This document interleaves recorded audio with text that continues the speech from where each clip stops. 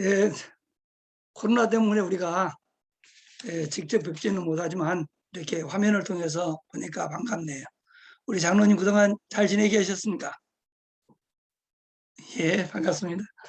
음, 사실은 그 코로나가 풀리면 한번 찾아가 보려고 하는데 상황이 좋지 않아서 함께하지 못하지만 기도로 우리가 이렇게 만나게 돼서 반갑습니다. 제가 이제 그거 다녀온 지 벌써 해초 3년 차 됐는데 그동안에 좋은 소식 많이 들었고요. 저희도 우리 그 캐나다 다녀온 이후에 많은 교회들이 어렵다고 하는데 저희 교회는 오히려 더 좋아졌습니다. 많이 좋아졌고 또 코로나 이후에 교회가 더 든든히 살아가는 좋은 교회가 되어서 2주 전에 우리 임직식을 하고 또 언약 교회들이 이렇게 든든히 살아가는 모습을 보니까 참 하나님께 감사가 되고 여러분에게 진심으로 축하를 드립니다. 코로나가 사실은 교회를 참교회를 세우고 참교회를 찾는 이런 기회가 되는 것 같기도 하더라고요. 뭐 나라에서 억지로 막 막으면은 어쩔 수 없는 것이지만 저희 같은 경우는 감옥에 가고 막 그 정도는 아니었으니까 벌금 내라고 하면 벌금 내면 되는 것이지 그게 뭐가 그렇게 두렵냐 하면서 저희는 그냥 예배를 강행을 했는데 물론 뭐 몸이 이상하다 할지 상태가 좋지 아니한 분들 또 믿음이 없는 사람들은 집에서 그냥 예배하고 나올 수 있는 사람들은 나오고 이렇게 했는데 참 감사하게도 저희 교회는 대부분이 예배를 잘 참석을 했어요. 그러면서 믿음들이 훌쩍 자라더라고요. 그러니까 교회가 오히려 더 든든해지는 이런 모습을 보았습니다. 제가 이제 소문을 듣기로는 언약교회도 말씀 안에서 든든히 서간다고 하는 소식을 들었는데 제가 그곳에 다녀온 이후에도 이렇게 교회가 계속 아름답게 성장되는 모습을 보면서 목표가 이런 건데 이제 교회는 이렇게 돼야 되는데 이런 생각을 많이 하게 되었습니다. 전에는 막 어떤 교회를 부흥시키려고 하는 교회 부흥시키려는 게 나쁜 생각은 아니잖아요. 뭐 목사가 교회를 부흥시키려고 하나 누가 교회를 부흥시키려고 하겠어요? 나쁜 것은 아닌데 그렇다고 해서 열심히 했기 때문에 교회가 부흥되는 것도 아니더라고요. 돌아보니까 되어지는 것은 하나님의 은혜고 안 된 것은 하나님의 계획이고 이걸 보면서 저 같은 경우는 모든 계획을 다 내려놓고 말씀만 따라가자. 그랬더니 결국 하나님이 말씀으로 우리를 인도하시고 말씀 성취요 전도도 되고 제자도 세워지는 것을 저는 요즘 많이 체험을 하며 삽니다. 그래서 이번 이제 중직자 세우는데 뭐 특강을 좀 해달라고 그래서 특별히 준비한 건 아니고요. 저희도 중직자 세우면서 훈련하는데 기도를 좀 해봤습니다. 왜 중직자를 세우려고 하지? 근데 그 전에는 일꾼이 필요해서 일꾼을 세우는 임직을 했는데 일꾼을 세우려고 하다 보니 우리에게 무슨 일이 필요하지? 어떤 일꾼이 필요하지? 이런 어떤 그 질문을 하고 내가 이렇게 살펴보니까 우리 교회에 무슨 뭐 특별한 일이 없어요. 우리는 일꾼이 필요치가 않네. 그런데 왜 임직을 하지? 이런 생각을 하다가 이번 임직은 일꾼 말고 제자를 찾아 세우는 임직식을 해야 되겠다. 일꾼을 세우려고 하면은 외부의 사람들을 불러서 일을 잘하도록 이렇게 훈련을 시켜야 되는데, 제자를 찾아 세우려고 하다 보니 그렇게 할 이유가 없어서 제가 직접 훈련을 하고 임직을 받을 분들, 또 이미 중직자들을 불러서 서로 이제 그 포럼을 하도록 이렇게 했더니 준비하는 과정도 굉장히 은혜가 되고, 임직 때도 은혜가 충만하고, 임직 이후에도 여전히 은혜가 충만해지는 걸 보면서 진즉 이렇게 할 것을, 다시 말해서 일꾼이 아닌 제자를 찾아 세우는 이런 임직식을 교회에서 해야 되겠다. 저는 그런 생각을 하게 되었습니다. 그래서 제가 지금 준비한 메시지는 우리 교회에서 제가 우리 성도들에게 했던 겁니다. 나는 성품이 내가 하지 못하는 말을 남을 시켜서 잘 하지는 않습니다. 그냥 옳은 것은 옳은 것이고 틀린 건 틀린 거지, 내가 떳떳하지 못해서 남을 시킬 수 있는 그런 일을 시키면 되겠냐. 그래서 저는 하나님의 말씀이 옳으면 내가 그냥 직접 합니다. 그래서 저희 교회는 사실 우리 유광수 목사님 외에 특별히 선교사님들이 오시면은 이렇게 한두 번 있었지만 대부분 강단을 제가 다 지켜서 훈련합니다. 그래서 저는 착각을 하는지는 몰라도 모든 교회가 우리 교회처럼 되면 세계복음화 된다 할 만큼 저는 자부심을 가지고 목표를 합니다. 그래서 우리 교회에 있는 것을 그대로 한번 우리 교회에서 한 것을 제가 여러분과 함께 나누려고 합니다. 우리가 중직자 하면은 제일 먼저 임직을 받을 때도, 임직된 이후에도 성경을 봐야 할 것이 사도행전 6장입니다. 사도행전 6장 1절 6절에 보면은 교회에서 중직자를 왜 세우는 이유가 나오죠. 교회가 사실은 분열이 돼 있었죠. 헬라파, 이브리파가 막 분열되던데. 이유는 간단합니다. 육신적인 것, 눈에 보이는 거, 하찮은 것 때문에 성도들이 갈려지니까 사도들이 그 근본 원인을 찾았는데 그게 다른 게 아니고 성도들이 은혜 받지 못했기 때문에 이런 문제가 생긴다, 이런 결론이 나온 거예요. 근데 은혜 받지 못한 것은 사도들이 본분이 말씀 전하는 일인데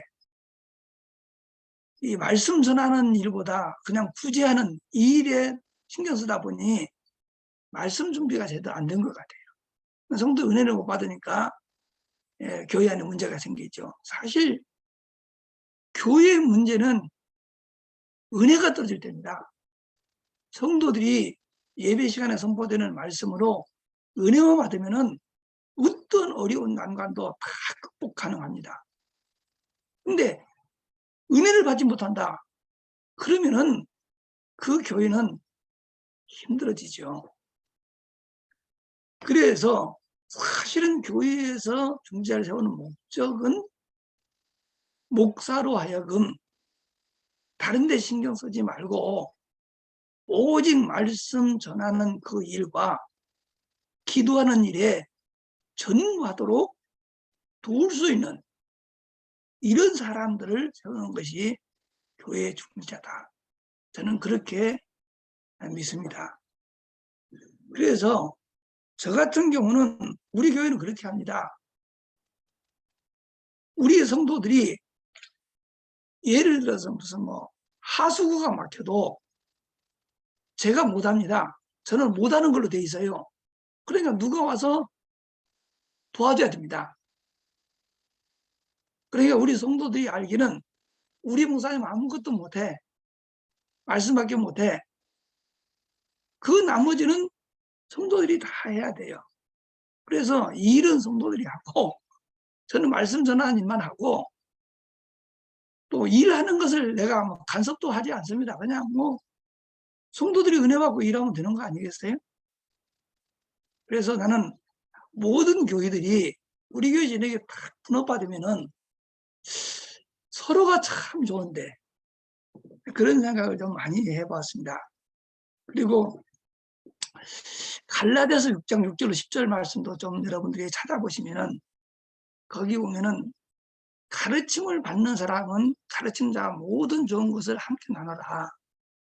근데 사실 이건 뭐 하라 마라가 아니고 성도들이 은혜 받고 말씀 속에서 인생 문제 답 찾고 인생 방향 찾으면은 막 하지 말라고 해도 이 모든 거 그냥 다 뒤어지더라고요. 가르쳐도 되는 건 아니에요. 가장 중요한 것은 은혜입니다. 은혜. 하나님의 성령이 역사하셔야 되는 거예요. 그래서 제가 짧은 시간이지만 하나님의 교회와 중직자의 역할이라는 제목으로 좀 말씀을 나누려고 합니다. 하나님의 교회와 중직자의 역할입니다. 대부분 교회 그러면은 예배당을 생각하는데 성경에서 이야기하는 그 교회는 건물이 아니고 하나님의 부름을 받아 나온 성도들이 예배하는 그곳이 곧 교회입니다. 그러니까 하나님이 예배를 받으시기 위하여 특별히 부름받은 사람들이 모인 곳이 곧 교회다. 그래서 마가복음 3장에도 보면은 주께서 산에 오르사 자기가 원하는 자들을 부르시니 다 온지라. 이는 저희와 함께 있게 하며 또 전도도 하며 귀신을 내어쫓는 권능도 있게 하려 하시며 이렇게 되어 있거든요. 그러니까 우리가 사실인즉 이렇게 예배할 수 있는 것은 우리가 뭐 결단하고 우리가 아는 것 같지만 실상은 하나님이 우리에게 은혜를 주시고 우리를 불러서 이렇게 주 앞에 나온 줄로 믿습니다. 이렇게 믿으면은 교회는 사람들의 조직이 아니고 하나님이 세우는 거예요. 그래서 마태복음 16장 18절 보면 예수님께서 그렇게 말씀하지 않습니까? 주는 그리스도이시오 살아계신 하나님의 아들이라고 고백하는 이 베드로에게 너는 베드로라. 이 반석 위에 내가 예수님께서 내가 교회를 세우니 음부의 권세가 이기지 못하리라. 그렇게 말씀합니다. 그러니까 우리가 늘 기억해야 하는 것은 교회는 사람들이 모인 것 같지만 실상 거기에 모인 모든 사람들은 하나님의 은혜 받은 사람들이다. 하나님의 특별한 부름 받은 사람들이 모인 곳이다. 이렇게 믿으면 나하고 좀 생각이 다른 사람이라 할지라도 이해가 되어져요. 하나님의 무슨 계획이 있어서 내가 알 수 없는 어떤 뭐가 있어서 하나님이 저 사람들 불렀을 거야. 그러면 교회 안에 갈등이 전혀 있을 수가 없습니다. 그 사실을 믿으면. 자, 그러면은 어떻게 하면은 이런 좋은 교회가 될 수 있을까? 좋은 교회가 되려면은 첫째 중직자들이 교회를 바르게 이해해야 돼요. 교회를 바르게 어떻게 이해하냐? 교회는 민주주의 하는 것이 아니야. 지금 우리는 민주주의에서 살았기 때문에 모든 것을 서로 의논해가지고 다수에 의해서 움직이는 것이 보편화되어 있잖아요. 그러니까 교회에서도 늘 이렇게 어떤 일이 있으면 의논하고 회의하고 다수에 의해서 움직이 이렇게 저희 교회는 그렇게 하지 않거든요. 왜냐하면은 교회의 분란이 어디서 시작되는가 보니까 대부분이 회의하다 그래요. 회의를 해보면은 나하고 다른 사람이 나 의견이 다르면은요, 그때는 뭐 다수에 의해서 내가 이렇게 뭐 칠 수밖에 없잖아요. 다수 의견하니까. 그러면은 나중에 찜찜한 거예요. 그러고는 저 사람은 나하고 반대야. 이러면 서로 갈등을 하고 막 그러더라고요. 그래서 저희 교회는 아예 그냥 회의를 하지 말라고 그랬어요. 일을 하기 위한 회의는 하지 마라. 그러면 일이 됩니까? 그러더라고요. 일은 누가 하냐? 은혜 받은 사람들이 해. 필요한 사람들이 하면 되는 것이지, 뭐 의논해가지고 어차피 의논해도 하기 싫은 사람들은 안 해. 그러니까 필요한 사람들이 일하고, 그렇지 않으면 불편해도 그냥 지내자. 막 이런 식으로 하니까 처음에는 이상하다고 하더니 그렇게 몇 년 동안 하는데 교회는 훨씬 더 은혜롭게 잘 돌아가더라고요. 근데 저희 교회는 그렇게 합니다. 교회는 민주주의가 아니고 하나님의 왕국이다. 저 그렇게 가르치거든요. 왕국은 왕의 나라예요. 왕의 나라. 민주주의는 백성들의 나라예요. 그 다릅니다. 근본이. 하나님의 나라를 뭐 어떻게 보면 킹덤 오브 갓 그러잖아요. 하나님의 왕국이에요. 그게 교회예요. 그래서 교회는 하나님의 말씀에 의해서 모든 것이 움직여요. 목사도 중자도 렘넌트도 모든 사람들이 하나님의 말씀이 곧 법이니까 거기에 순종하고 살면은 문제가 될 수가 없는 거예요. 그런데 지금 그런 교회가 많잖아요. 왜냐? 모든 세계가 왕국은 없어지고 공화국만 남았거든요. 그러니까 이게 뭐 문화 자체가 그렇게 되다 보니까 교회도 세상 문화가 들어와가지고 하나님의 말씀보다는 사람들이 그래도 의견을 많이 들어서 다수야 하면은 그래도 낫지 않냐 이렇게 하는데 교회는 그런 것이 아니에요. 그런데 하나님이 눈에 보이면 또 쉬운데 그렇지도 않잖아요. 근데 하나님이 다스리는 것이지만 하나님이 직접 다스리신 것이 아니고 하나님이 택하여 기름 부어 세운 목사를 사실은 황제가 살던 제국 시대에 분봉왕을 혹은 총독을 보내듯이 사실은 그 작은 공동체인 작은 하나님의 나라를 목사에게 맡기셨다. 이렇게 믿어야 돼요. 뭘 맡겼냐? 말씀을 전하는 그 일을 목사에게 맡겼어요. 그러니까 목사도 조심해야 돼요. 목사가 잘못해버리면 하나님이 울고 또 지내놓고 보니까 정말 하나님이 성도들 뭐가 문제인지는 모르겠으나 어쨌든 저희 해보니까 우리 교회는 제가 전해주는 말씀을 하나님의 말씀을 믿고 붙잡거든요. 또 순종을 하거든요. 그러니까 나도 조심할 수밖에 없지만 하나님이 저를 강하게 붙잡는 것을 저는 느꼈어요. 왜냐? 내가 잘못하면 성도들이 고생을 하잖아요. 그건 하나님이 원하는 거 아니잖아요. 그래서 나도 기도하게 되고 성도도 또 순종하고 이게 굉장히 중요하더라고요. 그래서 저는 이번 기회에 이번에 또 뭐 그동안에 그 중자들도 잘 섬겼지만 이번에 새로 임직 받으시는 분들이 한번 속아도 괜찮아요. 하나님은 살아계십니다. 사람 말 믿지 말고요. 전능하신 하나님 믿으세요. 하나님은 우리들의 모든 걸 다 살피고 계시기 때문에 혹시 목사님이 잘못된 것을 가지고 우리를 하면은요, 그래서 내가 잘못되면은 하나님이 가만히 계시질 않습니다.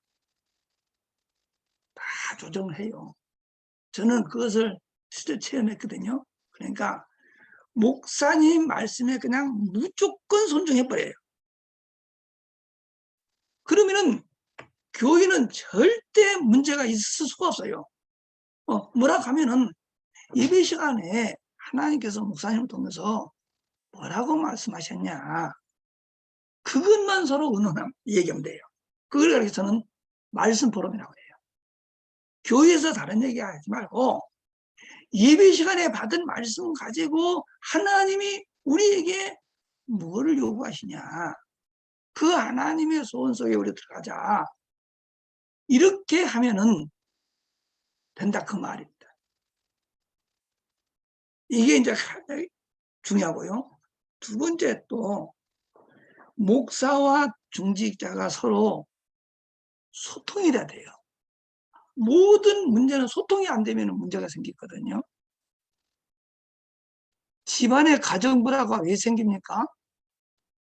부부간에도요, 대화가 안 되면요, 그건 미칩니다. 언제 다투는가 보세요. 서로가 서로를 모를 때예요. 왜 그렇게 내 심정을 몰라? 그렇게 얘기하잖아요.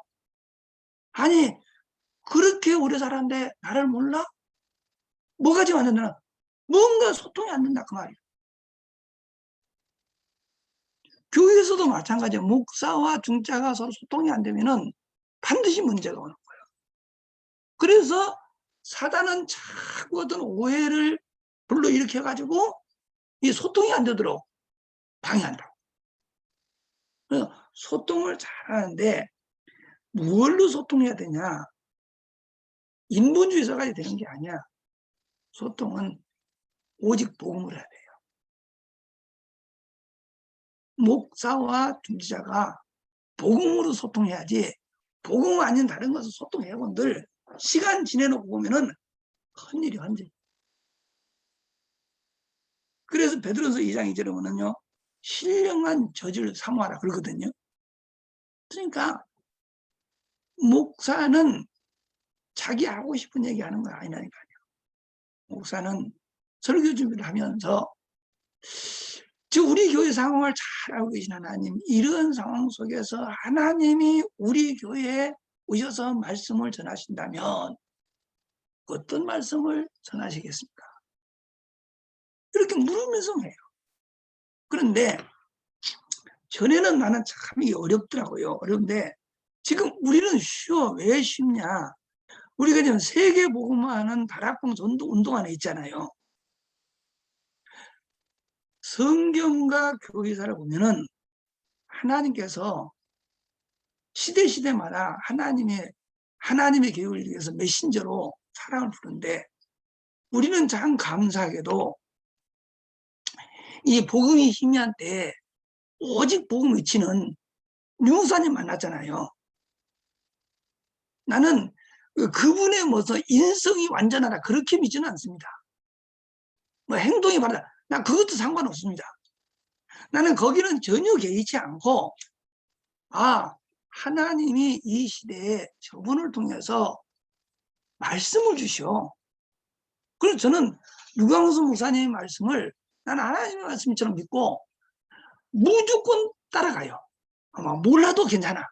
모르면은 틀릴 수도 있겠죠. 그래도 하나님은 역사를 해요. 왜 그래요? 중심을 보셔서 그래요. 내가 틀린 건 내가 몰라서 틀린 것이지 고의적으로 한 건 아니거든요. 그래서 저 같은 경우는 막 성도들이 이해를 하든 못하든 말씀을 받았으면 그 말씀을 성도들이 좀 잘 이해할 수 있도록 요리를 해서 바로바로 전달을 합니다. 그런데 하나님이 그걸 굉장히 기뻐하셔요.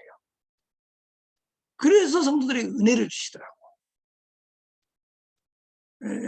해보니까요.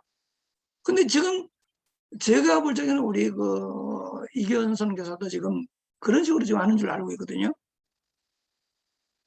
그거 왜 그렇게 해야 되냐? 그렇게 하지 않으면 목사도 자기 생각이 있어요.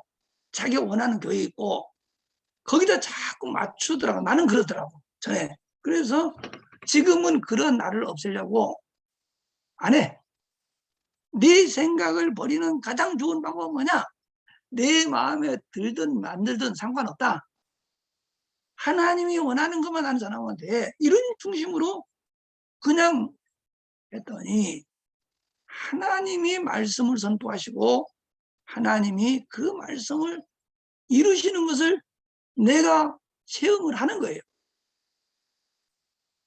그리고 성도들도 그 사실, 단연 강단의 말씀을 통해서 하나님이 우리를 인도하시고 예배 시간에 선포되는 그 말씀을 통해서 우리가 가지고 있는 문제에 대한 답을 주시고 우리가 나아갈 방향을 주시는 사실을 믿고 따라가면 틀림없습니다. 하나님이 반드시 그 말씀을 이루십니다. 그래서 복음으로 꼭 소통을 하시고 그 다음에 마음이 통해서 마음. 고린도전서 16장 18절에 보면 사도 바울이 브리스길라 부부를 보고 뭐라 하냐. 그들은 내 마음을 시원케 하는 사람. 요즘 한국에서는 그런 말 많이 하더만 답답한 사람 만나면 고구마 같다 그러고 시원한 사람들은 사이다 같다 그러고 그리고 말하는 걸 들으면서 고구마 같은 말 한다고 그러고 사이다 같은 말 한다고 그러고 그렇게 표현을 하시면서 진짜 어떤 사람들을 만나면요 답답한 사람들이 있습니다. 누가 그래요? 마음이 안 통하고 답답해지는 거예요. 마음이 통하면은요 시원해. 그러니까 중직자와 목사 사이는 그런 관계가 되면은요 서로 만나는 것이 그 시간이 행복해요. 저는 이제 우리 목사님들과 이제 이렇게 포럼하는 시간이 정기적으로 있으니까요 늘 그런 주문을 합니다. 많은 목사님들이 중직자 만나는 것을 꺼리고 중직자들도 목사님 만나는 것을 좀 꺼린데 왜 그래야 되느냐? 서로 마음이 안 통해서 그래요. 저는 그렇게 주문을 합니다. 목사와 중자가 만나면 서로가 행복해야 돼요. 저는 그런 제자를 만나가지고 이렇게 돼서요. 또 우리 중자들은 저와 같이 어디 간다. 같이 식사를 한다. 그 시간이 굉장히 우리는 해피합니다. 얼마나 행복한지 몰라요. 근데 왜 행복하냐? 1차 우리는 복음 위에 다른 얘기를 안 해. 세상 얘기도 안 해. 교회 이야기도 안 해. 교회 일 이야기도 안 해. 복음만 이야기하니까 서로 좋은 거예요. 부담이 안 가는 거예요. 그런데 서로 불편한 이유는 왜 불편하냐? 중자가 자꾸 교회 일 가지고 사람들 이러고 저러고 자꾸 목사한테 얘기를 하면은요. 그 목사 입장에서는 누구 편들기도 힘들고 아니라고 할 수도 없고 그렇다고 편들어줄 수도 없고 이게 아주 곤란하거든요. 그러면은 피해버리는 거예요. 사람 얘기 자꾸 하면은. 또 목사는 중자 만나가지고 자꾸 교회에 이런 일이 된다 저런 일이 된다 자꾸 얘기를 하면은 부담이 되잖아요. 그러니까 저희는 그런 걸 이제 없애버린 거예요. 그러면 교회 되냐 그러는데요. 아니요. 은혜 받으면은요. 다 돼. 안 되는 거 하나도 없어요. 그래서 하여튼 마음을 시원케 하는 마음이 좀 소통되는 이런 중자들이 됐으면 좋겠고요. 그 다음에 그럼 마음에 복음 하나 되고 마음 두 가지 또 뭐라 그러냐. 그래가지고 전도가 돼야 되는 거예요. 그냥 전도도 막 하려고 하는 것이 아니고 어떻게 하면, 그러니까 내가 지난번에 가서도 거기서 말씀드렸지만 우리는 전도자의 삶만 얘기거든요. 전도자의 삶은 뭐냐면은 전도하는 것이 아니라 내 삶 속에서 전도가 되어지고 제자가 세워지는 거야. 그러니까 목사인 내가 기도하는 건 한 가지밖에 없어요. 어떻게 하면 우리 성도들의 삶 속에서 전도가 되어지게 할까? 전도하는 거 아닙니다. 그러면 전도가 뭐냐, 이따 말씀드릴 거예요. 어쨌든 전도가 하나님이 가장 원하시는 삶. 아니, 이거는 되어지는 거예요. 주께서 부른 이유가 뭐라고요? 저희와 함께 있게 하며 또 뭐요? 전도도 하며 이렇게 돼 있어요.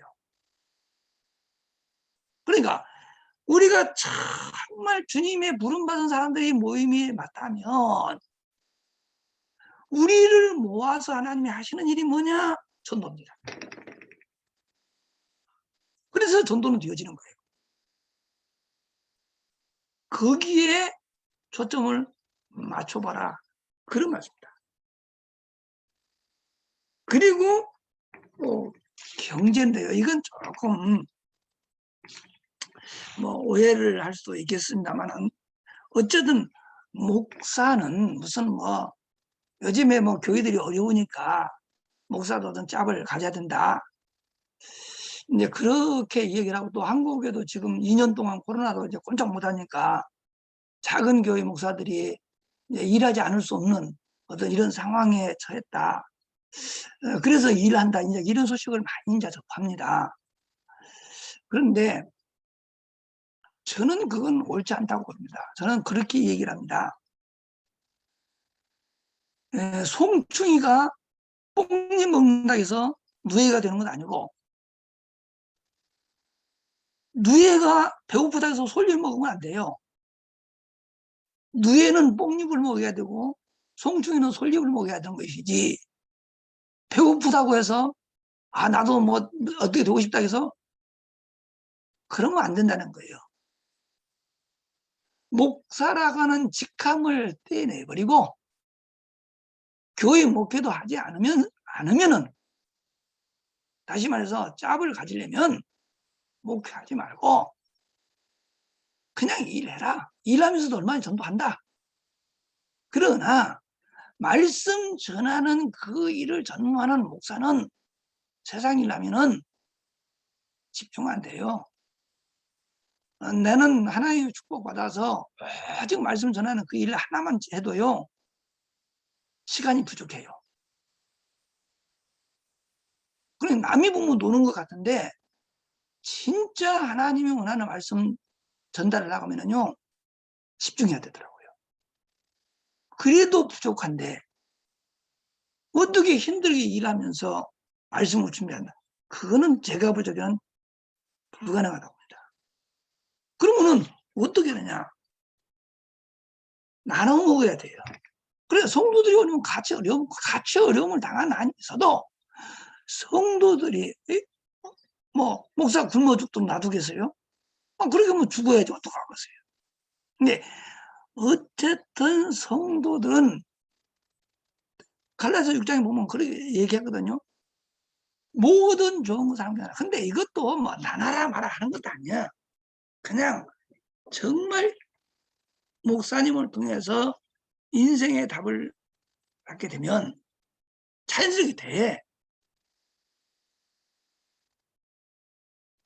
저 같은 경우는 배가 작아서 못 먹습니다. 하면 자꾸 가주니까. 어제도 말씀 정리하고 하는데 요즘 무슨 과일이 철도 없어요. 누가 문을 똑똑똑 들어 누구세요? 그러니까. 누가 딸기를 사왔어요. 아니 웬 딸기가 요즘 나오냐고. 아니 당신들이 먹는데 딸기가 너무 맛있는데 먹다 보니 목사님이 걸려가지고 내가 이거 사가지고 왔습니다. 그래가지고는 내가 가져오라고 그래요. 뭘 하라고 그래요. 안 하거든요. 안 해도 이게 되더라고요. 해보니까. 야, 이게 이렇게 쉬운데 편한데 왜 이게 안 되지? 좀 언약교회도 막 그렇게 될 줄로 믿습니다. 내가 보는 이 목사가 그렇게 막 욕심이 있고 막 지긋 챙기고 막 그런 사람이 아니거든요. 제가 이렇게 오랫동안 데리고 있어봐서 알잖아요. 그래서 또 우리 성도들이 그렇게 좀 서로 이게 맞으면은 시너지 효과가 나와요. 나중에는 이게 그런 교회는 굉장히 은혜 충만한 교회로. 그럼요 소문이 나잖아요. 그러면 교회가 봉되는 거예요. 이게 참 교회다. 저는 그렇게 봅니다. 하여튼 이번 임직 받으시는 분들 또 언약의 교회 중자들은요 이렇게 목사님 복음 통하지요, 마음이 통하지요, 전도 통하지요, 또 물질로 서로 통하면은 아마 최고의 교회가 될 줄로 믿습니다. 그 다음에 또 해야 될 것이 뭐냐? 갈보리산 언약, 감남산 미션, 마가다락방 응답을 체험해야 돼요. 이거 지식으로만 알면 안 되고요. 이거 직접 체험해야 하는데 갈보리산 언약은 그리스도입니다. 그리스도는 인생의 모든 문제 해결자입니다. 이거를 내가 귀로 들어서 아는 수준 말고 실제로 나는 그리스도가 나와 함께 하심에 나는 아무 문제 없어. 에이 그러면 진짜야. 사람들이 볼 때는 뭐라 그러면 나는 괜찮아. 나는 아무 문제 없어. 이게 체험된 거예요. 이 그리스도가 체험되고 나면 감남산 미션인 하나님 나라를 체험합니다. 전에는 하나님 나라를 생각하면 막 굉장히 막 특별한 일을 하는 줄 알았는데 요즘 메시지를 계속 들으면서 하나님 나라는 다른 게 아니네. 진짜 그리스도가 나의 그리스도가 되면 정말 그리스도를 체험하면은 따라 나오는 열매가 하나님의 나라예요. 그럼 하나님 나라가 이루어지면 어떻게 되냐? 진짜 행복해요. 행복이 뭐냐? 라고 나에게 묻는다면 나는 행복을 이렇게 정의합니다. 행복이란 부족하지 않아요. 만족한 상태예요. 그래서 그 누구도 부럽지 않는 상태. 내가 그래서 만나 그렇게 됐거든요. 나는 남이 들으면 교만하다 할 만큼 부러운 사람이 없어요. 만족해요. 그리고 평안해요. 두려운 것이 없어. 이 세상에 두려운 거 아무것도 없어요. 그래서 진짜 행복은 만족하고 평안한 이런 상태였는데 그리스도 안에 다 있다고 그러잖아요. 근데 저는 맞아요. 나는 그리스도를 만나고 너무 많이 변했어. 정말 그리스도 안에 다 있다는 사실은요. 내 인생을 쫙 돌아보니 이야 이렇게 완전하구나. 그러니까 이걸 깨달은 지 얼마 안 돼요. 돌아보니 태어나서 지금까지 이야 이렇게 보이지 않는 하나님 손길이 나와 함께 했는데 내가 그걸 몰랐네. 지금은 제가 이제 그렇게 이제 되더라고요. 이야, 이게 참 어쩌다 내가 이런 축복을 받았지. 근데 그리스도 만나고 그랬어요. 이렇게 되면은 마가 다락방의 성령충만 체험합니다. 내가 막 이렇게 막 복음으로 해피해지면은 그 나를 보면서 사람들이 나를 부러워해요. 그리고 나를 따라하기를 원해요. 나는 그게 전도라는 거예요. 그래서 진짜 복음 만나 그리스도의 비밀을 알아서 하나님 나라 이루어지면은 주변에 있는 사람들이. 근데 우리 교회는 지금 그런 상태거든요. 주변 가족들이 아니면 같은 직장 동료들이 우리 성도를 보면서 교회로 오는 거예요. 요즘 뭐 코로나 시대 때문에 전도 못 하거든요. 근데 우리는 금년에도 도움이 많이 됐어요. 왜냐? 성도들이 해피하니까 그걸 보고 오잖아요. 그래서 이 중재들이 이런 축복을 누리면은 교회가 교회 기능을 이제 다 하잖아요. 그렇게 되면은 현장에서 전도가 됩니다. 진짜입니다. 막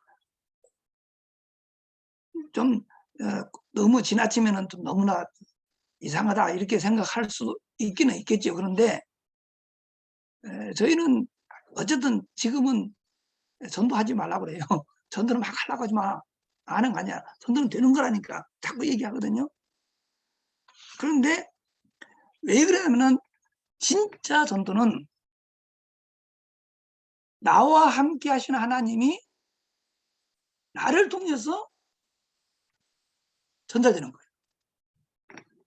또 내가 하나님 하나 너무 좋으니까 나도 모르게 자꾸 말해요. 자랑을 한단 말이에요. 그럼 처음에는 이상하게 보다가 변함이 없거든. 저 사람 보니까 뭔가 있다. 내가 성경을 볼 때 모든 전도는 그렇게 된 거예요. 아브라함도 그랬고요. 이삭도 그랬고요. 야곱, 요셉 다 보면은 그들을 미워한 사람들이 다 여호와 하나님이 그들과 함께 하신 것을 보고 찾아옵니다.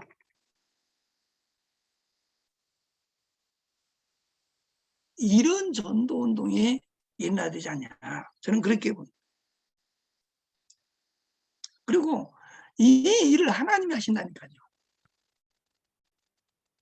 그것도 우리가 막 하는 거 아니야. 내가 나를 하나님께 드리기만 하면 하나님이 나머지는 다 알아서 한다. 이렇게 여러분들이 믿으시면 되겠습니다. 그 다음에 전도만 주는 것이 아니고요. 진짜 제자가 세워져요. 이건 정말 비밀입니다. 내가 이 세계복음을 한 제자를 찾으라고 그러고 유목사님 메시지 들어보면 제자는 현장에 오면 많이 있다는데 제자인가 이렇게 믿고 이렇게 잘 지내다가 어느 날 그 사람이 확 변해가지고요 배반하고 떠나가고 막 이런 일을 제가 참 많이 경험했거든요. 그러니까 나도 모르게 마음의 상처가 탁 오는 거예요. 목사의 상처는 다른 거 아닙니다. 성도들이 교회를 떠나가면요 말 못하는 아픔이 있습니다. 이제 그런 일들이 막 특별히 믿었던 사람들이 그러다 나갔다. 그러면 막 굉장히 아프지요. 그런 일 너무나 많이 경험했어. 야, 왜 제자가 많다는데 나는 이 제자가 없을까? 그런데 그때 내가 원하는 제자는 헌금도 많이 하고 잘하고 돈도 많고 그 다음에 전도도 잘하는 이런 사람을 내가 찾은 거예요. 그런데 목표를 해보니까 돈 많은 사람들이 헌금 많이 하면서 행세를 자꾸 하더라고. 근데 내가 이제 그 꼴을 잘 못 봐요. 돈 있는 사람들 교회에서 막 하면 나를 가족들이 싫어하거든요. 왜냐? 세상에서 돈 가진 사람들이 막 큰소리 치는데 교회 와서도 그랬으면 가지지 못한 사람이 얼마나 그 힘들었어요. 그러니까 나는 못하게 안 알아주니까 그 사람 나가버리는 거예요. 그래, 이건 아닌데 막 이런 하여튼 내가 굉장히 아픔이 많아서요. 그런데 야, 이상하다. 왜 나는 없을까? 어디서 가는데 어느 날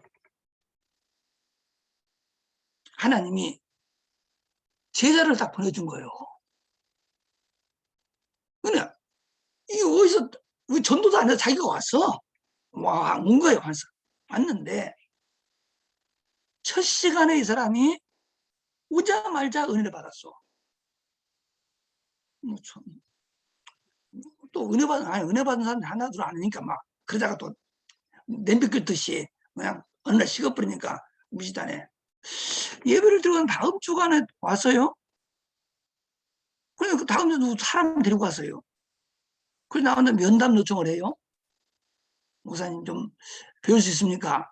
뭐, 만나자고 만나야죠, 뭐.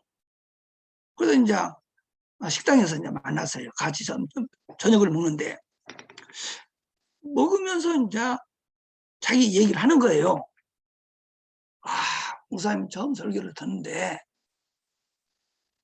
그는 이제 귀다 못 듣잖아요. 뭐, 이렇게 보니까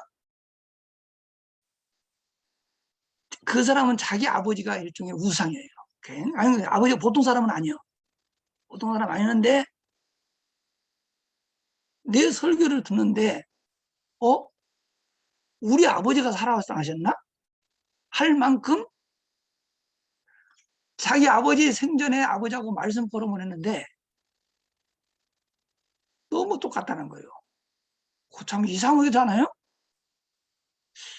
또 뭐 이 신비주의한가 사람인가 또 신천지 사람인가 내가 알 수가 없잖아요. 이상한 소리 안 왔으니까. 그래서 이 사람이 나중에 최후에 질문한 거예요. 목사님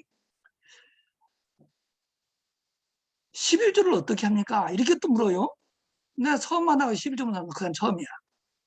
그래서 제가 예, 성경에서는 11조를 소산의 11조, 소득의 11조가 있습니다. 소산의 11조는 농사를 지는 사람들이 얻어진 소산의 10의 1을 드리는 것이고, 소득은 농사 짓지 않고 장사를 하든지 뭐 월급 받는 사람들이 그 받는 월급에서 10의 1조를 드리는 것인데, 저는 그랬어요. 나는 소원의 11조를 합니다. 소원의 11조를 합니다. 그러니까 소원의 11조가 또 뭐냐고 물어요. 소원의 11조라 해서 나는 내가 근데 그때는 한 지금부터 한 6, 7년 돼요. 내가 내 생활을 보니 나는 한 1억 정도가 연간 1억이 한 필요하더라. 내 삶을 보니 한 1억 필요해서 나는 11조를 1,000만 원을 작정으로 간다. 1억 원에 11조 1,000만 원 했잖아요. 그런데 한꺼번에 1,000만 원 나오면 아까워서 돈도 모아지지도 않고 못하겠더라. 그래서 1년에 1,000만 원씩 11조를 하기 위해서 1년에 52주니까 우리는 소득이 이익권은 상관없이 매주일 20만 원씩 11조를 뗀다. 그러면 1,000만 원이 나온다. 이렇게 했더니 신기하게 내 사례비가 1억이 드는 건 아닌데 내 삶은 1억 받는 사람들만큼 삶이 풍요로워요. 그래서 나는 어디에 다니면 늘 내가 부자라고 그러거든요. 연봉 1억 정도 되면 부자 아닌가요? 그래서 내가 양이 작은지 몰라도 저는 연봉 1억이면 부자라고 그렇게 믿습니다. 근데 내 생활은 1억 받는 사람만큼 내가 살아요. 그렇게 못 받아도 어떻게 하냐? 신기하게 하나님이 그렇게 해주셔서 내가 그 얘기를 해줬어요. 그러더니 그러냐고 그러더니 자기도 그렇게 하겠다는 거예요. 그런가 보다. 근데요, 이 한 사람이 있다고더니요, 교회를 완전히 바꿨어요. 매일 새벽 가장 앞자리에 가서 매일 울어. 한 1년 동안 계속 울어요. 나중에 알았죠. 이 사람이 그러니까 말씀을 듣는 중에 자기 집안에 있는 영적 문제가 확 드러나. 자기 모든 것이 자기에게 맞는 거야. 그러니까 한 2달 교회 나오더니 이분이 전화가 왔어요. 목사님 기도를 좀 해주세요. 뭔데요? 그러니까 제가 고향에 내려갑니다. 왜 가는데요? 그러니까 예, 산소를 좀 정리를 해야 되겠습니다. 나 그 말 하지도 않았거든. 말씀을 듣는 중에 우상 문제가 나왔던가 봐요. 우상 없애버린다고 고향에 내려가가지고 싹 정리해버린 거예요. 보통 사람은 아니죠. 이 사람은 내가 뭔 말을 하기가 무섭게 실천해요. 그러면 처음에는 경계했다니까요. 신천지 사람인가 뭔지 모르니까 내가 그래서 해외도 데리고 나가보고 이렇게 쭉 하는데 하나님이 나한테 처음으로 그런 제자였어요. 이번에 장로됐습니다. 부인은 권사됐어요. 이번에 한 6, 7년 안서 그 한 사람이 와서 교회 분위기를 완전히 싹 바꿔버렸어요. 그러더니 그런 제자들이 교회 안에 지금은요, 우리는요, 꽤 많아. 이번에 임직자도 세웠으면 뭐 더 많아졌겠네요. 내 생각에 적게 하면은 한 40명, 많으면 한 60명 정도는요, 아주 신실합니다. 그러니까 이런 제자들이 탁 내 배우의 배경이 되어주니까요, 내가 얼마나 신나는지 몰라요. 내가 나는 막 아무리 큰 교회 목사 만나도 기 안 죽어요. 왜냐, 제자의 숫자로 말할 것 같으면 나는 때가 더 많다고 믿어요. 그리고 내가 이야기하는 제자는 뭐 일 잘하는 그런 사람이 아니야. 말씀 안에서 100% 순종하는 사람이에요. 그리고 제자는 뭐 전도는, 우리 난 전도는 그렇게 별로 신경 안 쓰냐. 전도는 하나님이 하시는 것이지 사람이 하는 거 아니니까. 중요한 것은 하나님의 말씀을 어떻게 붙잡냐는 거예요. 제자들은 강단에 선포되는 말씀, 하나님의 말씀 믿어요. 그리고 그 말씀이 그 사람의 삶 속에서 성취가 돼요. 그러니까 치유가 되죠. 치유가 되니까 행복하잖아요. 그러면 따라서 오는 게 전도예요. 저는 이제 그걸 본 거예요. 아, 이거다.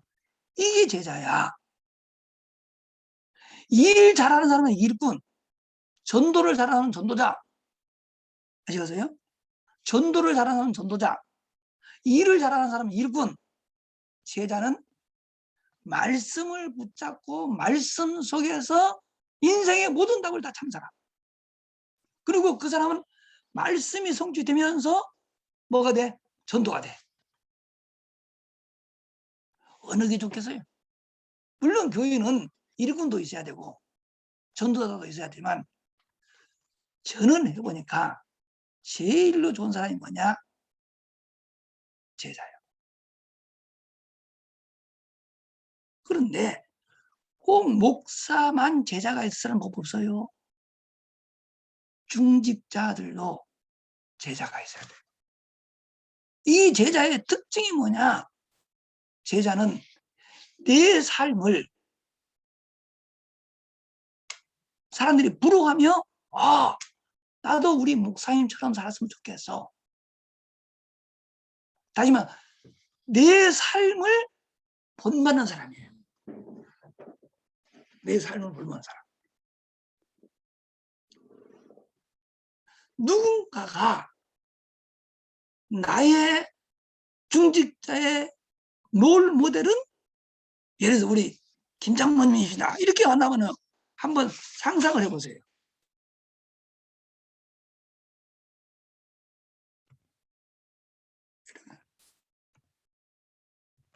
뭐가 잘못됐나?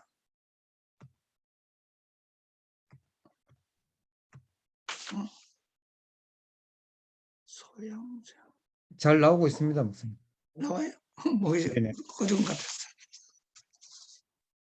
그래서 삶이, 내가 생각해서 제자는 내 삶을 보고 부러워서 오는 사람. 그래서 하여튼 저는 이제 그런 경험이 있으니까 사람들이 그래요. 아, 나는 목사님 보면 부러워요. 나는 목사님처럼 살았으면 좋겠어요. 이런 제일로 기분 좋은 말이 그 말이에요. 내가 살면서 가장 좋은 말은, 아, 나는 목사님처럼 살았으면 좋겠다. 그런 사람들이 나한테 몇 명이나 되냐는 거예요. 그게 중요합니다.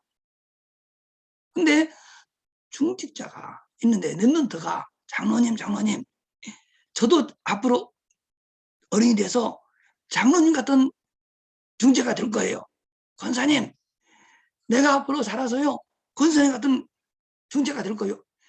이런 말을 듣는 중자들이 있다면은 얼마나 좋겠어요. 한번 상상을 해보세요. 누군가가 여러분 교회에서 지금 멤버들이 그런 얘기를 한다. 그분은 성공한 사람이에요. 그게 진짜 신자라고. 아까 얘기했던 그 제자 같은 경우는요. 보통 사람은 아니거든요. 그러니까 너무 이 사람이 완전히 변하니까 집안 식구들이 그렇게 막 핍박을 많이 했더라고요. 왜냐? 사람이 변해도 차근차근 변하네. 너무나 그냥 확 손바닥집이 바뀌어버리니까 주변 사람들이 혼란스러운 거예요. 그런데 이번에 부인이 권사되면서 나의 중장 모델은 제 남편입니다. 그렇게 되어 있어요. 부인이 남편을 내가 바라보는 제자는 우리 남편과 같은 사람. 뭔데요? 그래서 얘기했더니 우리 남편은 목사님 말씀이라면은 무조건 나 그렇게 순종한 사람들은 못 봤다. 근데 그 사람은 실제로 우리는 그런 사람들 좀 있거든요. 뭐 좀 이해하십시오만은 예를 들어서 부인하고 막 이렇게 갈등이 있습니다. 있어서 나하고 부인하고 예를 들어서 선택을 해야 되는 상황이 있잖아요. 부인이 하는 말이요. 부인을 버리고 목사 선택한다는 거예요. 내가 그렇게 가르치지는 않거든요. 나는 가정을 중요시하는 목사지 막 가정을 갖추는 사람 아닌데 그런 식으로 하는 거예요. 근데 이게 오랫동안 지속하다 보니 부인이 내가 그동안에 종교 생활을 했고 우리 남편이 진짜 신앙생활을 하는 사람이야. 신앙생활은 저렇게 하는 거야. 이렇게 돼버린 거예요. 그러니까 이런 중지자들이 우리는 몇 명 있어요. 그런 사람들이 뭐냐면은 비밀결사들이라고 합니다. 우리는 다시 말해서 조용히. 그러니까 이 사람들이 뭉쳐 있으니까 뭐 일 안 시켜도 다 알아요. 자기네들이 교육은 뭐 보이잖아요. 그래서 서로 하여금 단대 신경 쓰지 않고 이분들이 다 도와주는데 이런 제자들이 나옵니다. 막 내가 만드는 것도 아니고 내가 정말 복음 안에 있으면 하나님이 나에게 주신 축복으로 그와 같은 제자를 우리 중직자들에게도 붙여준다. 저는 그렇게 믿습니다. 그 다음에 열린 것이 지교입니다. 현장에서 지교의 문이 열려요. 그러면 지교회는 뭐냐면 그 현장 살려고 하나님이 준비해 둔 것인데요. 대부분도 지교회는 무슨 장소, 시설을 생각하는데요. 아닙니다. 장소, 시설 아니요. 요즘엔 유목사님 메시지 들으면은 70지교회라고 할 때게 장 그러 하지 마라 그러거든요. 그게 아니고 제자입니다. 신자입니다. 현장에서 전도가 되어지는 그 사람이 제자입니다. 지교입니다. 지금은 또 오래전에 내가 막 굉장히 전략을 많이 가지고 있고 막 굉장히 내가 세밀하게 하고 그러거든요. 막 그래 지교 여러 개 세웠습니다. 조장 막 시스템 해가지고 완벽하게 했는데 오래 안 가더라고요. 이게 뭐지? 뭐가 잘못됐지? 기도하는데 어느 하나님께서 그렇게 묻는 거예요. 지교회를 네가 세웠냐 내가 세웠냐 그러더라고요. 가만히 생각하면 내가 세웠어요. 그럼 네가 세웠으면 네가 책임져. 그러니까 내가 막 푸시를 하고 내가 막 어떻게 하면은 돌아가는데 내가 뭐 영적 상태가 늘 업이 돼 있지는 않잖아요. 일단은 내가 다운되면은 지교도 다운되고 막 내 어떤 영적 상태에서 오르락 내려가는 걸 보면서 이건 아닌데 해서 사실은 지교가 문을 닫아버렸어요. 그러니까 지금은 이제 이런 거 저런 거 안 하는데 뭐 내일 저녁인가 오늘 저녁인지 모르겠는데 보고 올랐어요. 우리 이러이러한데 목사님 임명 좀 해주세요. 파송해 주세요. 뭔데? 지교회가 예를 들었으니 사역자로 조장으로 파송해 주세요. 자기네도 요청을 하더라고요. 그래요? 그거 하지 뭐. 그건 내가 하는 게 아니에요. 안에서 전도가 되어 시스템 갖춰지니까 나도 이렇게 해달라는 거예요. 하기도. 그럼 되겠네. 그걸 내가 보면서 바로 이건데. 그래서 저는 지금 윤 목사님 메시지 내년부터 뭐 70, 중재는 70 지교해야 하나? 나는 그게 확 들더라고요. 맞아. 이거네. 그러니까 내가 말씀만 계속 따라갔더니 나오는 모든 메시지가 어디면 나한테 맞춰져요. 여러분들도 마찬가지입니다. 여러분이 강단 메시지를 제대로 타고 가면은 신기할 만큼 여러분의 현장에 맞는 말씀이 너무 정확해요. 강단의 말씀과 현장 메시지가 기가 막히게 맞는다고. 그러면 야 정말 하나님 살아계시구나. 하나님의 말씀을 우리와 함께 하시네. 이런 걸 생각하는 거죠. 그래서 막 하라는 거 아닙니다. 여러분이 정말 목사님하고 복음이 통하고 몸과 마음이 통하고 전도가 통하고 경제가 통하고 이렇게 하면은 때가 되면 하나님께서 더 큰일 할 수 있도록 제자를 붙여서 제자가 나올 적에 제자 중심으로 뭐가 된다고요? 지교회가 열릴 줄 믿습니다. 그러면은 이제 이런 지교회가 열렸을 때 어떻게 하느냐? 이거 시간이 1시간 지났네요. 지교회 문이 열리면은 다른 거 하지 마세요. 지교에서 다른 거 하지 말고 강단 메시지를 가지고 정시 예배를 먼저 하세요. 정시 예배를 하는 목적은 말씀 속에서 하나님 우리에게 주시는 언약과 미션과 비전을 찾으려는 겁니다. 그래서 내가 말씀을 드리면서 찾은 언약, 미션, 비전을 성도들과 함께 포럼하는 거예요. 지교에서 그거 하면 돼요. 다른 거 할 필요 없어요. 그러면은 하나님이 가장 기뻐하시는 것이 뭐냐? 말씀 포럼할 때입니다. 왜 기뻐하냐? 내가 지금 하고 있는 것이 옳은지 그런지를 서로 확인해 보는 거예요. 왜냐? 기왕에 하는 것 바르게 하려고. 하나님 기뻐하지 않겠습니까? 그죠? 그리고 나서 뭐냐? 담임 목사님을 돕는 비밀 결사대가 되세요. 비밀 결사대는 뭐 생명 건 사람들이에요. 정말 우리가 일평생 살면서 얼마나 많은 사람들을 만납니까? 그런데 그 만남이 대부분 이해관계에서 만나는데 우리가 복음 때문에 만났다. 오직 복음 전하는 목사님을 만났다. 이거는 성도에게 주신 최고의 축복이고 복음을 사모하는 성도를 만났다. 목사의 최고의 축복이라 저는 그렇게 믿습니다. 이런 축복을 우리가 온전히 누리시기를 바랍니다. 그리고 그 다음에 또 할 일이 뭐냐. 우리가 랩런트 사역 하잖아요. 근데 이게 되어지면 랩런트 사역 다 해도 됩니다. 뭘 하냐. 인턴십을 해줘야 돼요. 지금 가르치려고 하는 사람들은 굉장히 많은데 인턴십 뭐요? 보여주는 거잖아요. 하지만 정시 예배하는 것도 보여주고 포럼하는 것도 보여주고 전도가 되어지는 것도 보여주고 주님 섬기는 모습도 보여주고 목사 섬기는 것도 보여주고 이게 지금 없는 것이 문제예요. 그래서 저희 교회 같은 경우도 전에 어떤 롤 모델이 없었을 때에는 참 힘들고 어려웠는데 어떤 롤 모델 하나 나오니까 그 한 사람에 의해서 전체가 이렇게 변화되는 것을 저는 보면서 이게 하나님의 시간표구나.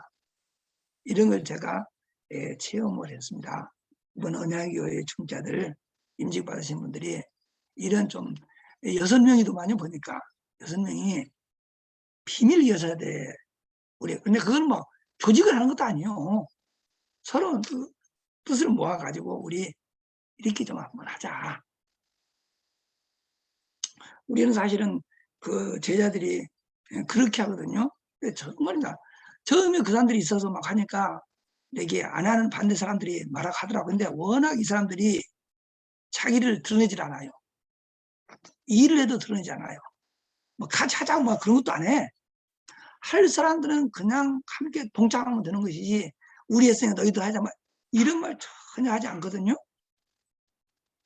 이렇게 하다 보니까 이 전체가 돌아가더라고요. 뭐 언약교회는 뭐 규모가 작으니까 뭐 일이 얼마나 많이 있지는 않겠죠.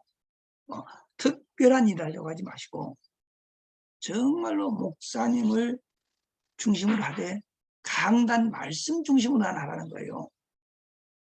사람 무슨 뭐 인본주의 이런 거 말고 그건 말고 예배 시간에 선포되는 말씀을 중심으로 해서 참으로 목사와 원내서가 되세요. 그래서 참으로 주님 잘생기면 하나님이 제자도 붙이는데 그 제자들 가운데 렘넌트들이 나옵니다. 그리고 우리는 그들에게 바톤을 넘겨주면 되는 거예요.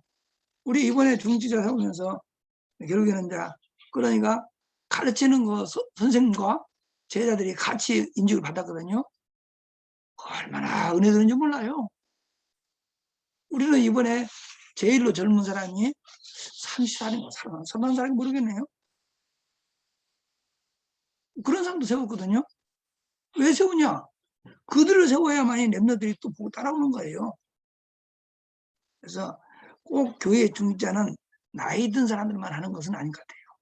정말로 말씀에 바로 선 제자들이 있으면은 중직자를 세우면은 그들이 더 큰일 할 수 있다고 믿습니다. 결론적으로 말씀을 좀 정리하고 마치겠습니다. 네, 결론적으로 처음에 말씀드렸듯이 교인은 하나님의 왕국입니다. 하나님의 말씀으로 온내쓰십시오. 자기 주장하지 말고 교회에서는 말씀 포럼만 하십시오. 그리고 담임 목사님이 오직 말씀 전하고 기도하는 일 외에 다른 거 못하도록 그냥 말려야 돼요. 말씀 전하는 거예요. 나머지는 우리가 다 알아서 하겠습니다. 우리한테 맡겨주세요.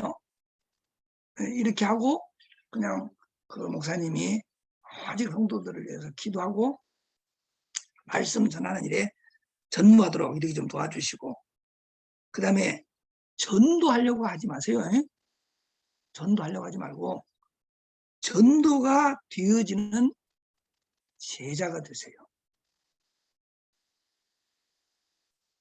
내 삶 속에 전도가 되어진다고 하는 것은 하나님이 지금 나와 함께 하신다는 가장 확실한 증거입니다.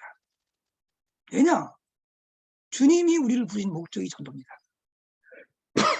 그래서 이런 제자가 되도록 해주시고 그 다음에 메시지에 늘 나온다는 한 번밖에 살려고 가는 인생 끝 아닙니까? 인생을 살고 인생을 작품으로 남기세요. 근데 인생 작품이 뭐냐면 제자입니다. 사실은. 주님 앞에 서는 그날 너는 세상에 무엇을 남겨놓고 왔냐라고 물었을 때 나는 이러한 제자를 두고 왔습니다. 라고 말할 수 있는 이런 제자를 남기고 가는 이런 중자들이 되기를 주님의 이름으로 축원하며 기도하겠습니다. 여기서 말씀까 하시는데 어떡해요? 네, 목사님. 기도하고 감사합니다. 마칠까요? 네네. 기도하겠습니다. 하나님 아버지 감사합니다. 주님께서 은하의회를 축복하여 주시고 어려운 시기에도 소중한 중자를 세우게 하신 하나님 아버지, 은하의회에 우리 호산나교회에 난 그런 일들이 그대로 일어나기를 원합니다. 주님께서 함께하는 증거 있는 교회가 되기를 원합니다. 성도들과 특별히 중자들과 목회자가 원내서 되어지게 하여 주시옵소서. 많은 목회자들이 부러워하는 교회가 되게 하여 주시고 많은 렘넌트들이 보고 따라오는 모델적인 교회가 되기를 원합니다. 이번에 임직받는 중자들이 거기에 참된 모델들이 모두 되어지게 하여 주시고 이 일을 감당할 수 있도록 약속하신 성령으로 충만히 하여 주시옵소서. 예수님 이름으로 기도합니다. 아멘. 아멘.